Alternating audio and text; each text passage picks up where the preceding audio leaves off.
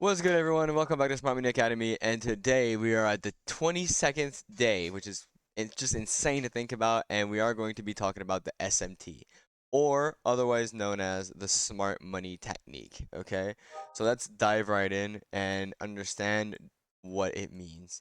So, an SMT essentially is a divergence between assets. Okay, so you want to take correlated assets, so assets that move together. So for that, I'm talking about ES and NQ, okay, which is US 100 versus US 500, or BTC versus ETH, or GBP USD, Euro USD, or anything really with the DXY or whatever. Like it really depends. The DXY one is more iffy on it. My favorite is NQES. GBP USD and Euro USD also works really well. But yeah, so you want to take two charts like this, like I have here, okay? And on the left here is ES, on the right here is NQ. I primarily trade NQ, okay? So what I'll usually do is I'll take the trade on NQ when there's a differentiate or difference between assets. So what that means is that one of the asset is usually going to provide a liquidity sweep, whereas the other asset will not take that low. So to give you guys somewhat of an example here, I'll mark out this low here, let's say, okay, as this was sell side liquidity for a London session, okay? The same low is here, as you guys can see. And as you guys can see, this low here was never taken, okay? Whereas this low here, the same low, this was the main low, was taken right here, okay? So once this low is taken here and we break back above it, this low now becomes an SMT. Now, this divergence between assets means that it usually provides an extra confluence on the fact that this is probably a liquidity sweep and that um, most likely is manipulation to then target your distribution, okay? So if you look at this, you can say this was accumulation, and then we manipulated on NQ right here to take all these lows, and then we started distributing here, okay? On like in the same way, you also want your SMT to be paired with all the basic concepts that usually are being paired, right? So you want to make sure that it's paired with the displacement, the return to OTEQ, the breakage structure, the CISD, all of that depends on your trading plan, but you want to make your SMT be with something else. So usually what I'll say is a trade can be A or B plus as like a letter for like a fuck, can't speak, a letter grade on the trade. But if there's an SMT, that trade usually that's what bumps it to A plus. Okay, that's what if there's an SMT, that's when I'll size in heavier. Okay, because usually it's in pretty strong confluence like where you want to go. So like if you look here, the SMT created the bottom of the day, but this is not an isolated case. I didn't go back a million years to find this. This was today, and I could probably I haven't even looked, but I could probably find the same thing on almost like any day really. Like there's one here, right? Right here.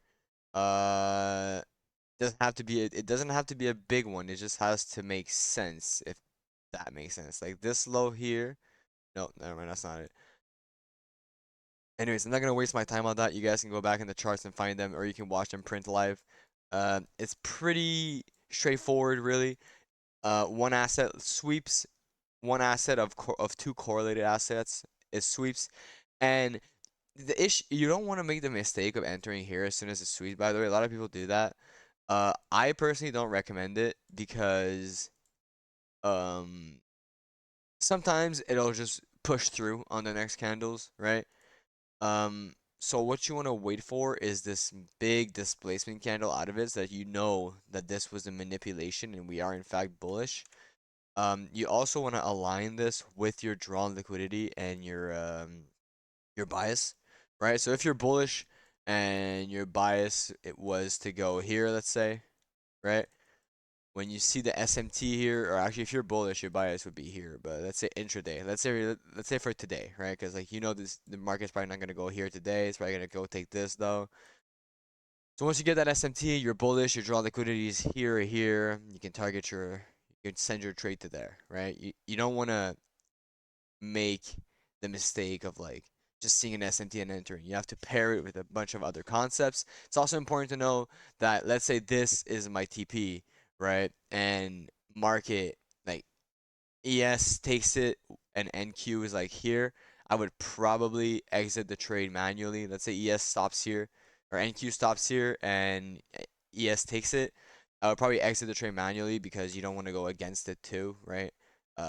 We are not perfect in any ways. We try to be, but sometimes, and it's important to protect your capital. You guys can also use it with time. It's also important to know that when you're in the kill zone or a macro, it's really good. I'm going to show you guys a little model here of just like pretty much a good setup, which is you have your trend, okay, and then it goes like this on ES, but NQ does this, right? So you have your liquidity sweep here, your SMT is right here, right? Because ES did not take it right here, same low, same high. It goes like this, and then what that also forms, by the way, like just as like an aside, is that you have your SMT here, you can enter on the pullback here, whatever. But this is also your uh your breaker and all that, right? But with the SMT, it just makes it so much better. So a quick recap, right? You take two correlated assets, ETH, BTC, Euro USD, GBP USD, or US 500, US 100, which is NQ and ES.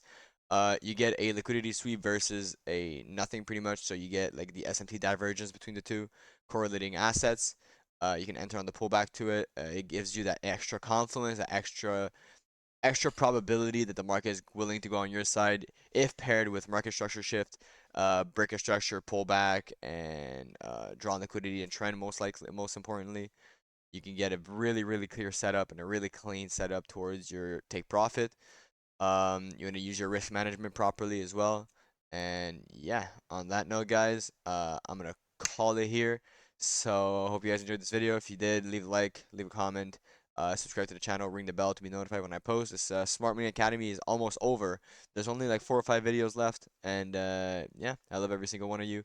And don't forget to like, comment, subscribe, and follow me on TikTok and Instagram. And on that note, have a good night, guys.